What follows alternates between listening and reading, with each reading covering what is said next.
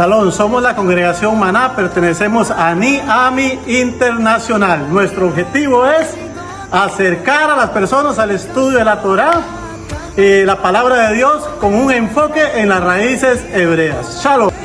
Nos une el amor por Israel y todo su pueblo. Únete a nosotros. Puedes seguirnos en las redes sociales, en Facebook y en TikTok. Tenemos varios lugares de reunión. Nuestras direcciones físicas son Batán, Matina, Limón, 800 metros este de los peajes de Las Cabañas en Ramal 7. Limón, Corales 2, entrada frente a la plaza de fútbol, sexta casa a mano derecha. San José, San Francisco de los Ríos, Salón Comunal, diagonal al Polideportivo. תפרוס כנפיים, התקווה בת שנות 2000, עוד נצא לשיר ברחובות.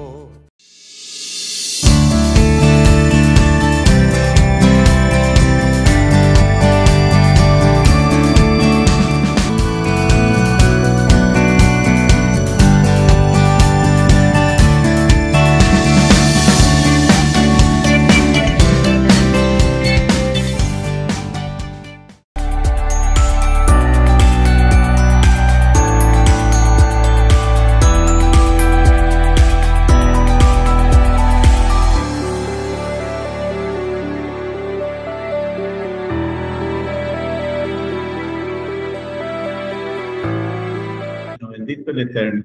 Con permiso del cielo de nuestro Santo Maestro Yeshua Mashiach, vamos a iniciar. Apocalipsis 22 tiene varios temas y uno es la Nueva Jerusalén, todo lo que habla ahí, el árbol de la vida, ¿verdad? Pero vamos a iniciar con el verso 1.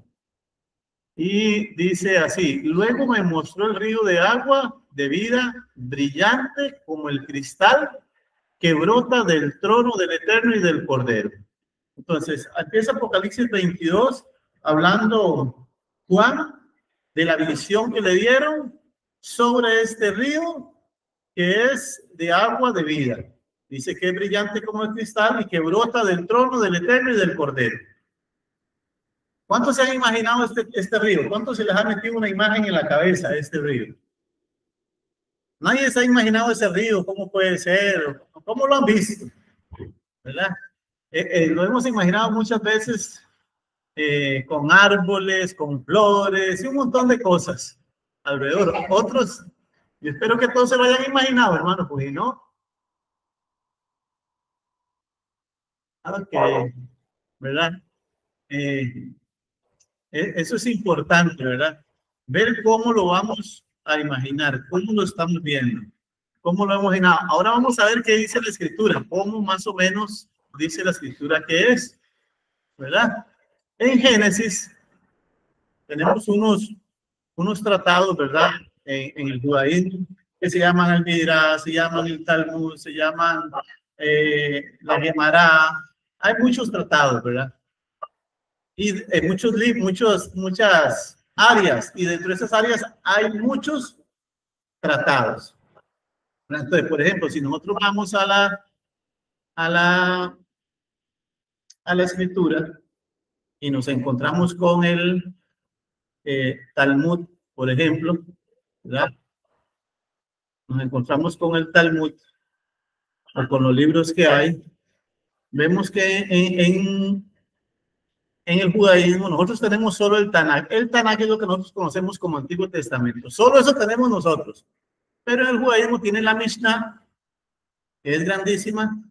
Tienen el Talmud, que es como 10 veces la Biblia que tenemos o más. El Midrash, que también es como 20 veces más grande que lo que tenemos de Biblia.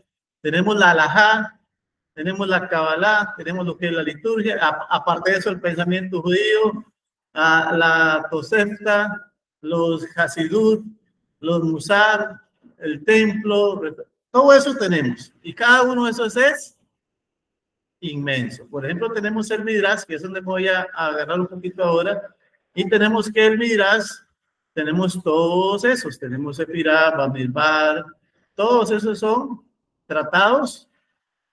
Todos esos son tratados del Midrash, ¿verdad? Todos esos son Midrash. Vean qué montón son. Todo eso son midrash. Cada título de esos es como decir a Ezequiel, porque son grandes, grandes, grandes. Por ejemplo, el que vamos a utilizar hoy un poquito es el Midrash Rabbah. Y el Midrash Rabbah, solo el Midrash Rabbah tiene Bereshit, Éxodo, Levíticos, Números, Devarim, Cantar, Ruth, Esther. Todos los libros de la Biblia los tiene ese Midrash. O sea que cada uno de esos es otro libro adicional. Y si nosotros vemos el libro de Bereshit, dice que solo ese libro tiene 100 tratados o 100 temas. Todo eso es lo que tenemos ahí. ¿Por qué les enseño esto? Porque de ahí voy a agarrarme un poquito para hablar hoy, pero no es todo, ¿verdad? Lo que vamos a hablar. Entonces, en Génesis Rabbah 2:4 nos da una interpretación de lo que el pensamiento judío tiene acerca de lo que es ese río. Dice, es un pasaje del Midrash que comenta sobre la creación de la luz. El texto dice, porque vemos que es un río de agua de vida, brillante como el cristal, o sea, de luz. Y para el comentarista de Génesis, Rabbah 2:4, dice, la luz primordial no es la luz del sol, ¿verdad? Porque ahí mismo también más adelantito nos habla que no va a haber necesidad de luz, ¿verdad? No va a haber necesidad de sol ni de luna porque el mismo eterno va a alumbrar. ¿Qué se crea en el cuarto día? Sino una luz espiritual, símbolo de sabiduría y revelación divina. Entonces, cuando se habla de luz, cuando hablamos aquí de un río resplandeciente, ¿verdad? De un río brillante, estamos hablando de esa luz, de la luz que el Eterno puso antes de crear el sol y la luna. Recuerde que en el primer día ya había día y había noche, pero todavía no existía ni el sol, ni luna, ni estrellas. Entonces, a esa luz que habla aquí es la que se refiere la Biblia, que esa luz para nosotros dejó de existir o está oculta en nosotros. No es una luz que nosotros podamos ver. Dice, la ocultación de la luz sugiere que hay verdades profundas reservadas para los justos, lo cual conecta con la idea del río de vida que fluye del trono de Dios, según Apocalipsis 22:1. Esta luz está reservada para los justos. ¿Para cuándo? Para ese Apocalipsis 22:1. No es una luz cualquiera, es una luz diferente. La luz que tenía Adán antes de pecar. Es una luz que es de vida. O sea, esa luz irradia vida. Como ese río que está irradia vida, esa luz irradia vida. Desde el templo, según Ezequiel 47, accesible solo a quienes caminan en justicia. Entonces, según Apocalipsis 22:1, según el Génesis 2:4 en el Midrash y según Ezequiel, esa luz es diferente. Y están conectadas las tres.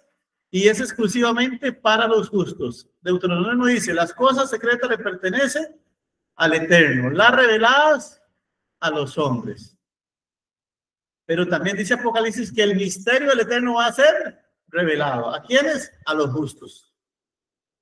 A los justos, no a los injustos. No a los injustos.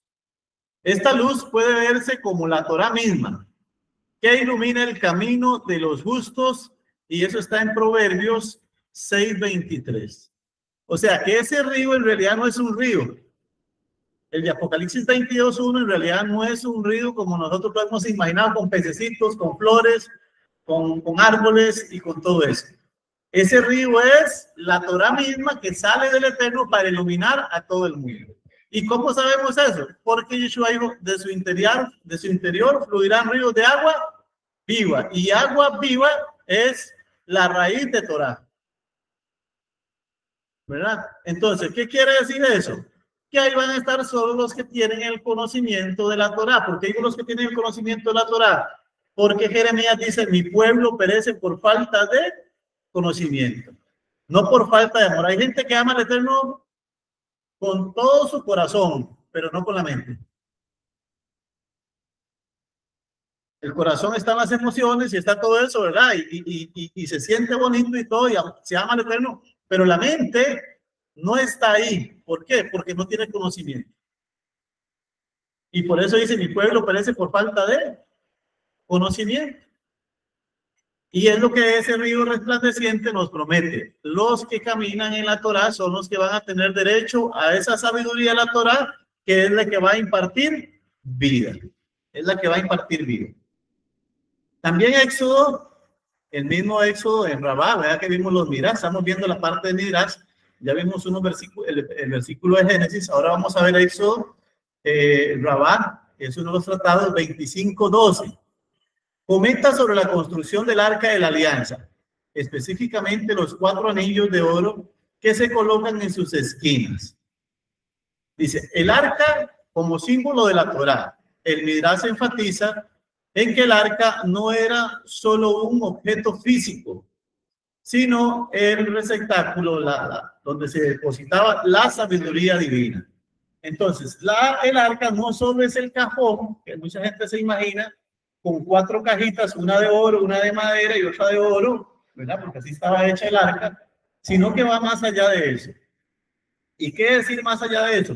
Que no solo era esa caja, sino es que la presencia del Eterno, la sabiduría del Eterno estaba contenida ahí. Y por eso dice que los anillos y las varas permiten que los levitas la transporten sin contacto directo, lo que representa el respeto por lo sagrado. Entonces, cuando nosotros entendemos que lo sagrado tiene respeto, estamos teniendo conocimiento y estamos teniendo sabiduría y estamos accediendo a ese río de agua viva. ¿Por qué? Porque si no tenemos sabiduría y no podemos hacer diferencia entre lo santo y lo profano, entre lo que es justo y lo que es injusto, no vamos a tener acceso a eso. No vamos a tener acceso a eso. Y el problema es que si no tenemos acceso a eso, va a pasar lo que le pasó a los filisteos. ¿Qué le pasó a los filisteos? Tocaron el arca, la montaron en bueyes, ¿y qué les pasó? Nada le pasó a los filisteos. ¿Por qué? Porque no tenían luz. No eran ni sumados ni restados. Pero la tocó el siervo aquel que sí conocía que eso era sagrado. ¿Y qué le pasó? Murió. Murió. ¿Qué quiere decir eso? Que nosotros tenemos que tener ese conocimiento y hacer esa diferencia entre lo que es del Eterno y lo que no es del Eterno. ¿A dónde podemos meternos y a dónde no podemos meternos? ¿Dónde podemos ir y dónde no podemos ir? ¿En qué podemos participar y en qué no podemos participar? ¿Qué podemos cantar y qué no podemos cantar? Porque todo eso tenemos que saberlo, hermanos, porque le voy a decir, hay canciones que parece que adoran a Dios y no adoran a Dios. Hay canciones que invocan, que supuestamente están cantando el Eterno y están invocando muertos. Había una canción que se inspiraban muchos, que no me recuerdo quién es que la cantaba, que dice te veré o no sé qué, algo raro ahí decía. De un grupo, alguien tal vez la recuerda, ¿no? ¿Ah? Te veo en el cielo, algo así, ¿verdad? ¿Verdad? Entonces, eso no se puede cantar, hermano, no son canciones para cantar nosotros, ¿verdad? Entonces tenemos que tener esa sabiduría y hacer diferencia entre lo que dice la canción, en lo que es el corazón y que se siente bonito en el corazón y nos motiva a lo que es la sabiduría del Eterno para no perecer. Para tener acceso a más conocimiento y tener acceso en el futuro a ese río de agua viva. ¿Por qué? Porque si no vamos a perecer en el camino. Rabino Shaul dice, no sea que yo mismo sea descalificado. Está hablando Pablo, dice que él mismo puede ser descalificado si no hace las cosas como le agradan al Eterno. Entonces, los anillos era el acceso para saber hasta dónde el hombre podía llegar y hasta dónde no debía llegar. El hombre no podía tocar el arca porque eran cosas sagradas. Y nosotros tenemos que hacer diferencia y ver qué es sagrado y qué no es sagrado. Nosotros tenemos que hacer diferencia, ¿verdad? Espero que nadie aquí lo haga. ¿A dónde puedo ver el Facebook? Y aquí no se puede ver Facebook, en el culto. Aquí no es para ver Facebook en el culto, ¿verdad? ¿Por qué? Porque este es un lugar, aunque no sea un lugar tan lujoso, no sea un lugar, pero es el lugar donde adoramos al Eterno. Y hay que hacer diferencia entre eso y cualquier otro lugar que sea más lindo, pero que no está dedicado al Eterno. Todo eso tenemos que irlo haciendo, todo eso tenemos que ir sabiendo para hacer esa conexión con el Eterno y no hacer esa separación. Dice, así como el río de Apocalipsis fluye desde el trono de Dios, recordemos que ese río fluye desde el trono de Dios, el arca representa la presencia divina que debe ser llevada con cuidado y reverencia. ¿Verdad? El arca del pacto debe ser llevada con cuidado, con reverencia, con toda esa sabiduría que necesitaban los levitas para poder cargar el arca, para poder llevar el arca. ¿Recordamos a David qué le pasó a David? ¿Cuánta gente murió porque David llevaba el arca en bueyes?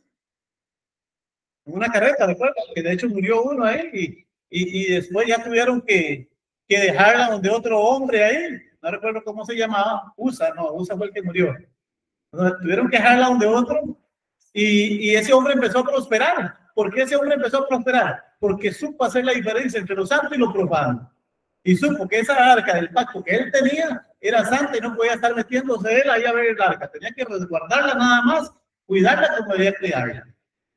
Y dice que David se dio cuenta que el hombre estaba prosperando. Y dice, tengo que ir a traer esa arca. No por egoísta. ¿Saben que David no fue por egoísta? Que fue a traer arcas. ¿Cuánto le parece egoísta que David, como se dio cuenta que el hombre estaba prosperando, fue a traerla? Parece egoísmo, ¿verdad? El hombre está prosperando, entonces ahora digo, la voy a traer. No, David lo que quería es que prosperara todo el pueblo y no solo una persona. Porque la presencia del Eterno estaba en el arca. Y si invocaban al Eterno todo el pueblo iba a ser próspero, no solo ese también. Pero todos los demás iban a ser prósperos. Entonces, este hombre empezó a prosperar por eso. Igual nosotros, hermanos, nosotros tenemos que pedir al Eterno, dame esa fuerza para hacer lo que tengo que hacer. ¿Verdad? Porque muchas veces sabemos lo que tenemos que hacer, pero no lo hacemos. Tal vez nos falta fuerza, nos falta ánimo, nos falta algo. Y hay que pedirle al Eterno. ¿Por qué? Yo estoy seguro que todos quieren tener ese acceso a la Nueva Jerusalén. Yo creo que aquí no hay ninguno que no diga, no, con solo estar allá. No, con solo que entre. Olvídese que con solo que entre. ¿Verdad? Dejando los pelos en el alambre, no importa, con dejando los pelos en el alambre. No, hermano, no queremos eso. Yo estoy seguro que nadie quiere eso. Y si alguien quiere eso, hermano, usted cambie su forma de pensar para que cambie su manera de vivir. ¿Por qué? Porque tenemos que cambiar la forma de pensar. De hecho, dijo Pablo que tenemos que cambiar nuestra manera de pensar para derribar los argumentos que se levantan contra el conocimiento de Dios. O sea, que hay argumentos que están ahí como murallas que impiden el conocimiento del Eterno. ¿Por qué? Porque no le damos espacio. ¿Y sabe qué es lo que pasa? Muchas veces estamos llenos de tonteras y como la cabeza está llena de tonteras, no hay lugar para nada más. No sé quién era el que decía que un vago es guarida del diablo. Porque solo tonteras piensa, no está ocupada la mente en cosas buenas. Como no está trabajando, no ocupa su mente para pensar cómo hago aquel trabajo, cómo hago aquella cosa, cómo hago lo otro. Si no tiene tiempo para pensar cualquier tontera. Y le digo que no estaba tan perdido. Cuando uno está ocupado haciendo algo, no tiene tiempo para pensar en otras cosas. Está pensando en eso, está viendo cómo hace eso. Porque si alguien está metiendo un clavo y está pensando en algo, se quedó sin uña. ¿Verdad? Tenemos que estar conectados. Y eso es lo que el Eterno nos dice aquí en Éxodo 25:12 acerca de lo que es ese río, de cómo poder conectarnos con ese río resplandeciente, ¿verdad? Que sale del trono del Eterno, porque sale del trono del Eterno, no sale de otro lado, de ahí es donde sale, y lo que representa es la Torá, es la luz de la Torá. Vamos a ver Levíticos. Levíticos, Rabá 1:14. Este pasaje de Midrash que comenta sobre el valor espiritual de las ofrendas, especialmente aquellas ofrecidas por personas humildes. Inclusividad divina. Dios valora la intención más que el tamaño o el valor material de la ofrenda. Vean qué interesante. O sea, no es el tamaño de la ofrenda, es la intención con la que estoy dando la ofrenda. Y cuando digo la intención, es que si yo he prosperado, ¿cómo debe ser mi intención? ¿Cómo debe ser la intención de alguien que ha prosperado para dar una ofrenda? ¿Qué decía David? No haré ofrenda que no me cueste. O sea, que la intención de la ofrenda debe ser algo que nos haya costado, no algo que nos sobró. ¿Verdad? Y no hablo de dinero, aunque lo puedes tomar como dinero también. Si no hablo nosotros como ofrenda, dice presentar nuestros cuerpos como ofrenda. Como ofrenda, o sea, nosotros debemos de ser una ofrenda agradable al Eterno. Entonces, nosotros debemos de presentarnos como esa ofrenda por lo que nosotros somos. Si tenemos muchas cualidades, qué bueno. Si no tenemos tantas, qué bueno. Si no, presentemos lo que tenemos. Si son poquitas, presentemos las poquitas. Si son muchas, presentemos las muchas. Y eso es lo que el Eterno quiere. Y eso es lo que el Eterno va a medir. Eso es lo que el Eterno va a medir en nosotros. Lo que nosotros estamos. A veces que hay gente que no tenemos muchas cualidades. Somos. Pero lo que tenemos hay que ponerlo por obra. Si solo se jalar agua, solo agua jalo. Dice que en el templo había gente dedicada única y exclusivamente a jalar agua. Pero jalaban esa agua de una manera extraordinaria. Con calidad, jalando agua. Esa era la ofrenda de ellos, jalar agua. Habían otros que lo que hacían era buscar leña.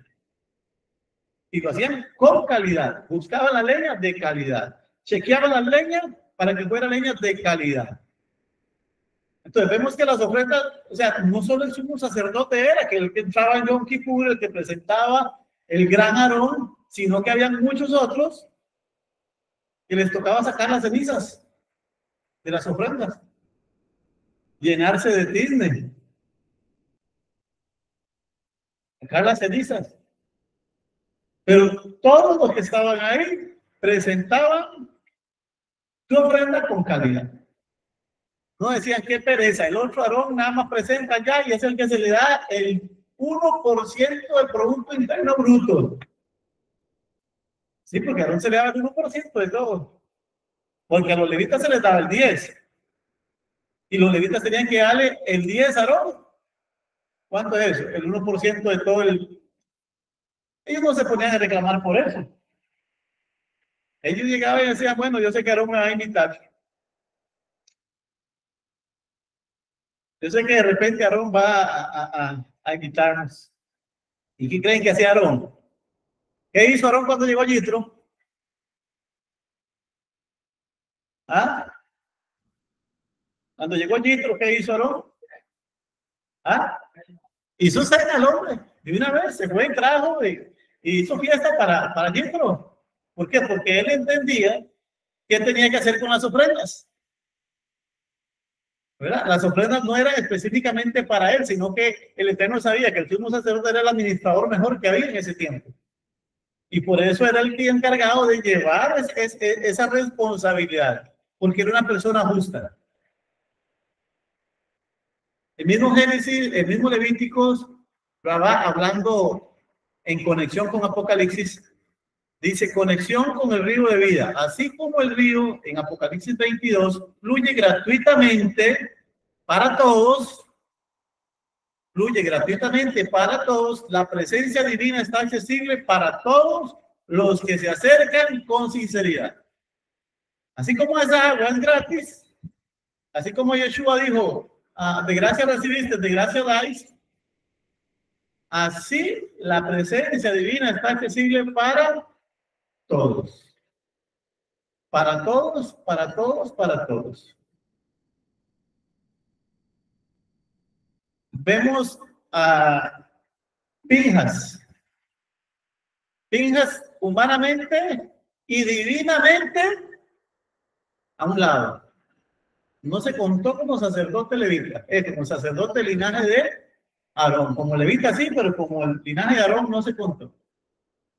Pero por el celo que él tenía y por lo que él hizo, tenía acceso a la presencia divina. Y fue sacerdote, como ustedes saben que lo hemos visto. ¿Por qué? Porque él anhelaba la presencia divina, entonces la presencia divina se acercó a él. Recuerden lo que dice, acercaos a mí y me acercaré a vosotros. O sea, la presencia divina no es limitada a nadie, a nadie, a nadie. Está libre para todo el que quiera acercarse. Si alguien quiere ser como Pablo y hacer milagros como Pablo, ahí está la presencia divina esperando por usted. Y por mí también. Para todos. O sea, no hay excepción.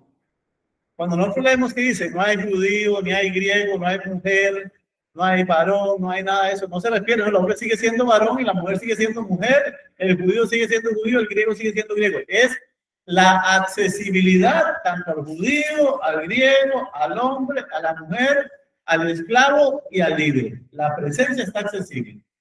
A eso es lo que se refiere. No es a otra cosa. No está hablando de lo que es la persona, sino el acceso que tiene la persona. Y es ahí donde nosotros tenemos que procurar acercarnos. Amén. Este pasaje puede reforzar la idea de que la espiritualidad auténtica no depende de recursos, sino de disposición interior. No se trata de recursos, sino de la disposición que yo pueda tener. De eso depende la presencia en nosotros. Amén. Por eso usted encuentra mucha gente que no son adinerados ni nada y tienen esa presencia siempre. También vemos gente que tiene mucho dinero y también tiene acceso a la presencia. ¿Por qué? Porque no es una condición ni el dinero ni la pobreza económica. O sea, no son los recursos. Es la disposición que yo tenga hacia Kadosh Baruj Hu, que me va a acercar a él y que me va a acercar a ese río, como dijo Yeshua, para que salte para arriba como ríos de agua viva.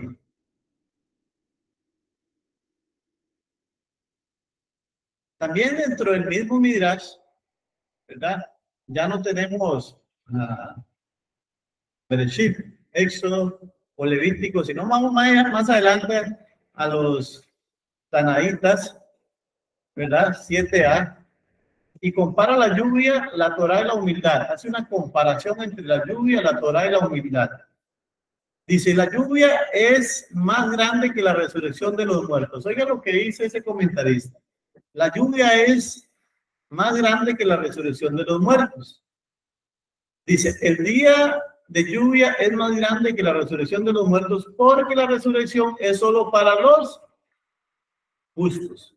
Pero la lluvia beneficia tanto a justos como a malvados. ¿Okay? ¿Pero cuál lluvia se refiere? Dice, mi palabra destilará como gotas de lluvia. O sea que la Torá es más grande que la resurrección misma de los muertos.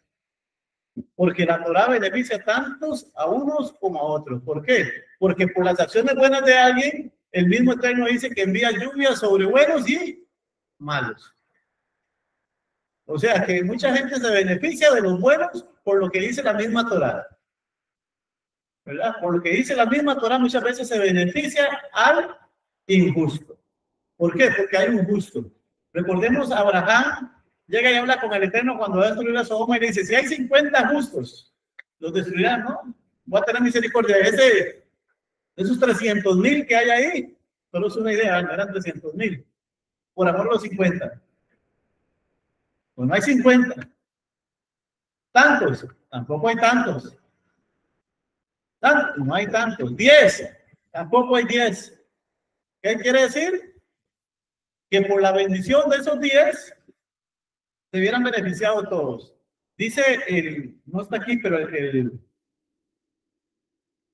El libro de Hazel dice que cuando el pueblo entra a recorrer la tierra de Israel, los 10 espías entran a recorrer los 12, ¿verdad? Pero los 10 fueron los que dieron un reporte mal. Entran y regresan con el buen informe de que la tierra verdaderamente es buena, que tiene uvas gigantescas, que tiene de todo bueno. Dice, pero traga a sus moradores. Traga a sus moradores, dijeron eso. ¿Y qué es tragar a sus moradores? Sí, que se lo están metiendo a los huecos. Eso es literalmente lo que dice. En Israel no hay arenas movedizas, como para decir que, ¿verdad? Que son peligrosas y ese tipo de desierto no es el desierto de Israel. No sé en otro lado, ¿verdad? Si existirá, pero en Israel no es ese. En Israel el desierto es rocoso, no es arenoso. Son montañas. ¿Qué dice el libro de Hazel? Que murió Job. Y era el último justo que quedaba dentro de los cananeos y la familia de los cananeos. Y los cananeos pensaban que cuando moría un justo, era el momento para sacar a sus cuerpos y enterrarlos para que entraran a la par del justo. Entonces, cuando ellos vieron, entraron, había muerto Job. Y como solo un justo había, el Eterno no le había entregado la tierra de Israel a los israelitas, por un justo. ¿Qué quiere decir? Que 7 países, no uno, 7 países estaban beneficiando por la misericordia del Eterno hacia Job. Y por eso fue que cuando muere Job los mandan, porque dijeron, ya, ahora es tuya, ya no hay nadie ahí. No hay ni un solo justo ahí, pueden ir a colonizar la tierra. No hay nadie ahí justo. Se murió el último. ¿Qué interpretaron ellos? Que tragaban a sus moradores y que mejor no, ¿verdad? Pero el mensaje ahí es que ya había muerto el último justo. Entonces, por eso la Torá es más grande que la misma resurrección. Porque beneficia a más gente todavía. Dice, así como el agua fluye de un lugar alto a uno bajo, así también las palabras de la Torá solo perduran en quien es humilde. ¿Verdad? Porque aquí estamos haciendo la comparación de la lluvia, la Torá y la humildad. Entonces, solo en personas humildes perduran las palabras de la Torá. ¿Por qué, hermano? Porque la Torá nos enseña muchas cosas. Rabino Shaul, que mucha gente quería a Rabino Shaul, mucha gente no lo quería, muchas veces a Rabino Shaul no lo querían ni los judíos ni los gentiles. Cuando llegaban a un lugar, dicen, no, este viene a alborotar al pueblo. Y llegaban de los judíos y dicen, no, usted viene a enseñar cosas que no tiene que enseñar. ¿Y qué fue lo que dijo Rabino Shaul? Si alguien me ha hecho daño, si alguien me ha hecho daño, sepan que yo lo perdoné. Ni me digan nada, ya yo lo perdoné. Ni me digan que dijo algo de mí, porque ya yo lo perdoné. O sea, vean el nivel de conexión que tenía con las palabras de la Torá. Y Yeshua nos dice, es mejor dar que recibir. La gente dice, pero ¿cómo es mejor dar que recibir, hermano? Porque si usted da es porque tiene. El que recibe es porque no tiene. Usted sabe que hay gente tan pobre que hace fila aunque tenga cosas. Para que le den cosas. Hay inundaciones y va a hacer fila aunque no le pasó nada. ¿Ah?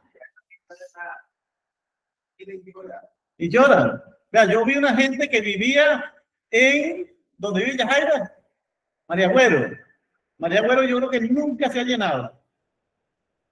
Nunca se ha llenado. Y estaba albergada en la escuela. De verdad, cuando la escuela de Batán todavía estaba, ahorita no, cuando todavía estaba la escuela de Batán, albergada porque se le había inundado. Esa gente es pobre, porque la mente la tienen de pobreza. No estoy diciendo que en este momento no necesitemos, claro, en este momento vamos a necesitar, claro que sí. ¿Ah? Eso es miseria espiritual. Porque sí, vamos a necesitar, de hecho la misma Torá dice, ayuda a tu hermano. ¿Por qué? Dice, porque es mi hermano que cayó en necesidad, el Eterno sabrá por qué. ¿Verdad? ¿Por qué lo está pasando por ahí? Porque muchas veces no es por injusto, porque Job pasó necesidad no por injusto, sino porque Satán lo pidió. ¿Recuerdan a Job? ¿Verdad? Entonces, pero la Torá perdura solo en los humildes. porque entienden que la Torá, el Eterno la da. La Torá se compara con el agua. En conexión con el río de Apocalipsis, dice, el agua que fluye desde el trono de Dios puede verse como la Torá, que da vida y bendición a todos sin distinción. Pero ese río que sale, que es para bendición, usted lee, después ahí sigue leyendo, es para bendición, para sanidad, para un montón de cosas, se puede comparar con la misma Torá. Porque ¿qué es lo que da la Torá? Todo eso que dice ese río. La humildad, dice, como canal de sabiduría, solo quien se vacía del orgullo puede recibir la plenitud de la enseñanza divina, como un valle que recoge el agua que baja de las alturas. Entonces, cuando nosotros tenemos sabiduría, nos despojamos de todo ese orgullo. Hermanos, hay veces que tenemos orgullo y no nos damos cuenta, ¿verdad? Una cosa es orgullo y otra cosa es tener cuidado cuando nos han dañado. Son dos cosas diferentes, ¿verdad? No confundamos una cosa con la otra. Si alguien nos ha hecho algo, claro que tengo que tener cuidado porque me puede dañar de nuevo. Pero otra cosa es el orgullo, ¿verdad? Entonces, cuando nosotros nos despojamos de ese orgullo, podemos aprender. Hay gente que le da ejemplos tremendos a uno. Yo comentaba con mi esposa de alguien ahí que nos ha dado un ejemplo de humildad tremenda, ¿verdad? De humildad tremenda. Un hermano de San José, tremendo ver lo que él, cómo se ha despojado de eso para darle campo a otra cosa, ¿verdad? Y eso es lo que debemos de hacer nosotros, tener esa humildad para poder ser enseñados. Amén. Siempre, siempre. Recuerden que Davidito me enseñó a manejar el mouse así. Y ahora todo el mundo sabe, Davidito.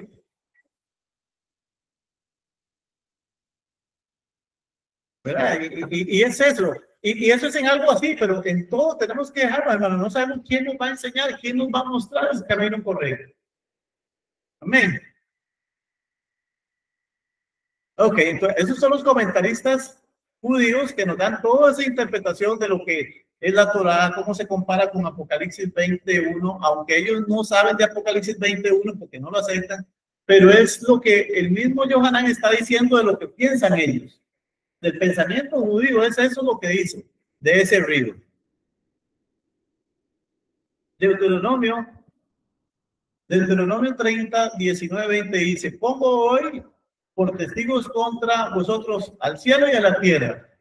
Te pongo delante vida o muerte. Entonces vemos que ahí está la clave, vida o muerte. Bendición o maldición. Una cosa es vida y otra cosa es muerte, otra cosa es bendición y maldición. Escoge la vida para que vivas, tú y tu descendencia, amando a Adonai, pero escuchando su voz, viviendo unido a él. Vean la clave, escuchando su voz y viviendo unido a él, pues en eso está tu vida. O sea, vea que la vida no está en otra cosa, sino escuchar al Eterno y apegarnos a él. ¿Cuál vida? La vida que habla Apocalipsis 21, de ese río que va a salir para alimentarnos, para sanarnos, para hacer esa gran bendición. Y ya les voy a decir por qué, porque en la Torá también está escrito. Así como la prolongación de tus días mientras habites en la tierra que Adonai juró dar a tus padres, Abraham, Isaac y Jacob. Pero todo el mundo ve la tierra terrenal, ¿verdad? Y vemos la promesa, ¿quién se leyeron? Abraham, Isaac y Jacob. Entonces, ¿cómo tenemos que tener la promesa? ¿O cómo debemos de esperar la promesa? Como la esperó Abraham, Isaac y Jacob. Así debemos de esperar la promesa, no podemos esperarla de otra manera. Y vea lo que dice Hebreos. Ahí da el Salón de la Fama, ¿verdad? Dice, conforme a la fe murieron todos estos sin haber recibido lo prometido, sino que mirando de lejos y creyéndolo y saludándolo y confesando que eran extranjeros y peregrinos sobre la tierra, porque los que de esto dicen claramente dan a entender que buscaban una patria, pues si hubiesen estado pensando en aquella de donde salieron, ciertamente tenían tiempo para volver, pero anhelaban una mejor, esto es, celestial, por lo cual el Eterno no se avergüenza de llamarse Dios de ellos, porque les ha preparado una ciudad. Eso es lo que tenía Abraham, Isaac y Jacob en su mente. Ahora la pregunta es, de todos estos, ¿quién nunca salió de la tierra prometida? Isaac. Entonces, ¿cómo es que Isaac esperaba la promesa si nunca salió de la promesa? Isaac disfrutó la promesa porque nunca salió de la tierra prometida. Cuando iba a salir, le dijo al Eterno, usted no sale, yo lo bendigo en este desierto 100 veces más. Pero aquí dice que le dio promesa a Abraham, Isaac y Jacob.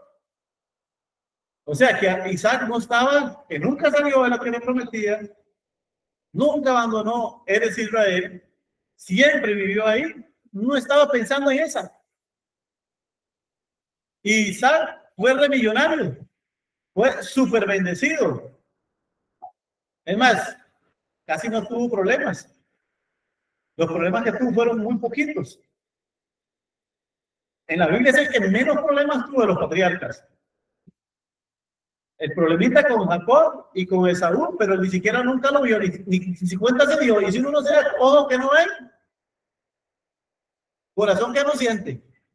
¿Qué quiere decir? Que si él no estaba viendo el problema, no tenía problema. Y él nunca vio el problema entre Isaac, entre Jacob e Esaú. Nunca lo vio. Tanto así que iba a bendecir a Esaú, porque él nunca vio el problema ahí. Y recordemos, si no veo el problema, no existe. ¿Verdad? Y hay gente que es lo contrario, no hay problema y ve el problema. No está pasando nada y ve un mundo, ¿verdad?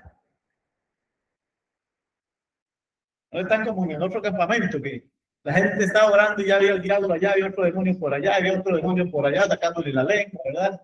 Solo viendo demonios y nunca había carreteros, no sé cómo eran tan espirituales, solo el diablo veía.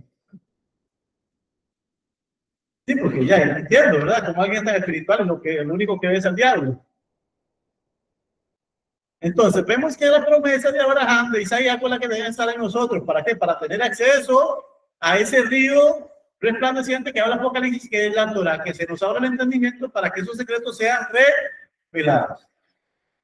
Dice la palabra, ahorita no recuerdo, pero dice que el Eterno no hará nada sin antes dárselo a conocer a sus siervos, los profetas. Entonces la gente se concentra para recibir la revelación. Pero no es así que funciona. Es estudiando la Torah, se va a ir abriendo ese secreto de la Torah. Cuando le dice a ese que está leyendo y estudiando la Torah, ¿qué es lo que está pasando? Por ejemplo, ¿cómo supieron los tres? Mentira, no eran tres, eran un montón. Los tres sabios que la gente dice que hasta le pusieron nombre, Melchor, Gaspar y Baltasar, hasta nombre le pusieron a los pobres. Cuando llegaron a ver a Yeshua, ¿sabe por qué era? Porque estudiaron la Torah. Daniel les enseñó la Torah, ellos siguieron estudiando la Torah, empezaron a buscar la Torah y sabían dónde iban a nacer, cuándo iban a nacer el Mesías, y por eso llegaron. Tuvieron esa revelación. No es que el Eterno se les apareció y dice, vayan. No fue que se les apareció y dijo, vayan. Sino que estudiando las Escrituras se dieron cuenta cuándo llegaba Mashiach. Por eso Pablo dice, mas vosotros no estáis en tinieblas para que aquel día os sorprenda. No estamos en tinieblas para que aquel día os sorprenda. O sea que el que no sabe cuándo viene Mashiach está en tinieblas. Eso es lo que dice Pablo, no yo. Isaías 66, 19 al 23 dice, pondré en ellos señal. ¿No le parece Apocalipsis la seña en la frente? Que todo el mundo interpreta no sé qué, ¿verdad? Esa gente que ve solo demonios no puede ir atrás del carro del hijo.